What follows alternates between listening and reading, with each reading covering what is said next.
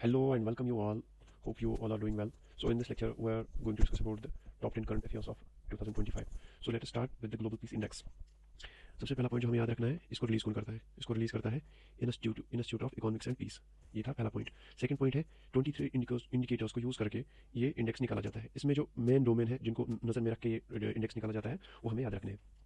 Social safety and security कैसी है वहाँ की, इंटरनेशनल कॉन्फ्लिक्ट में वो है या नहीं है, और डिग्री ऑफ मिलिटराइजेशन वहाँ कितनी है। ठीक है, ये था सेकंड पॉइंट। तीसरा पॉइंट है कि ये जो सबसे इंपॉर्टेंट है, इंडिया की जो रैंक है 115th out of 163 countries. India की जो रैंक है वो है 115th। अब इसका नेक्स्ट पॉइंट जो है, ये हमें याद रखना है कि सबसे जो मोस्ट पीसफुल कंट्री मानी जाती है वो आइसलैंड है according to global peace index. ठीक है, और अफगानिस्तान लीस्ट पीसफुल कंट्री मानी जाती है according to global peace index. Next point जो है, अगर हम रीजन वाइज बात करेंगे तो middle east and north Africa ये जो है लीस्ट पीसफुल रीजन माना जाता है। ठीक है, जहाँ पे आज गाजा और इसराइल का वार भी है ना, वो भी मिडल ईस्ट में है। और जो नॉर्थ अफ्रीका यानी कि सूडान, साउथ सूडान, इस एरिया में ये एरिया लीस्ट पीसफुल माना जाता है according to global peace index. ठीक है, now second, QS world university ranking 2025 ये निकाला गया बाय क्यूएस। क्यूएस का फुल फॉर्म है क्यूरेली साइमंड्स। यूके बेस्ड एक एजुकेशनल एनालिस्ट फर्म है जो कि इस रिपोर्ट को निकालती है। इसमें जो फर्स्ट रैंक जो मिली है वो मिली है मैसाचुसेट्स इंस्टीट्यूट ऑफ टेक्नोलॉजी, इसको फर्स्ट रैंक मिली है। और अगर हम इंडिया की बात करेंगे तो इसमें इसमें आईआईटी दिल्ली को ग्लोबली, अगर हम बात करेंगे ग्लोबली 123rd पोजीशन पे है आईआईटी दिल्ली, और इंडिया में ये फर्स्ट पोजीशन पे है। इंडिया में ये फर्स्ट है, यहाँ पे है, इंडिया में इसकी फर्स्ट पोजीशन है। ठीक है, अब तीसरा टॉपिक जो है फ्रेंच ओपन, ये क्या है, ये किसके रिलेटेड है बात करेंगे। ये जो है फ्रेंच ओपन एक टेनिस टूर्नामेंट के रिलेटेड है। फ्रेंच ओपन टेनिस टूर्नामेंट, पहला पॉइंट है, जीता किसने इस बार? कॉर्लस एल्काज वर्सेस था, किसके साथ मैच था इनका? जेनिक सिनर के साथ। ठीक है, तो किसने जीता? कॉर्लस एल्काज। सेकंड जो इंपॉर्टेंट पॉइंट है, ये खेला जाता है किस महीने में? मई और जून में ये खेला गया।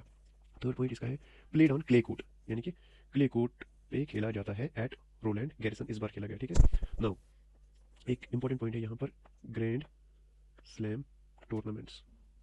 अगर ये क्वेश्चन आएगा कि ग्रैंड स्लैम टूर्नामेंट किस स्पोर्ट्स के रिलेटेड है, तो टेनिस का याद रखना। ठीक है, टेनिस के लिए इसी में कितने टूर्नामेंट खेले जाते हैं? 4। एक तो था फ्रेंच ओपन जो हमने पढ़ा, कॉर्लस एल्काज ने इस बार जीता, खेला जाता है मई और जून में। और किस कोर्ट पे खेला जाता है? क्ले कोर्ट पे खेला जाता है। अब इसी के रिलेटेड और 3 है, ऑस्ट्रेलियन ओपन, विंबलडन और यूएस ओपन। अब इसमें भी याद रखना है कि किस मंथ में खेला जाता है और कहाँ पे खेला जाता है और किस कोर्ट पे खेला जाता है। ऑस्ट्रेलियन ओपन खेला जाता है जनवरी में हार्ड कोर्ट पे, और मेलबर्न में खेला गया इस बार। विंबलडन जून जुलाई में, उसका कोर्ट जो है किस कोर्ट पे खेला जाता है? ग्रास कोर्ट पे, ये हार्ड कोर्ट पे, और ये हार्ड कोर्ट पे यूएस ओपन भी खेला जाता है।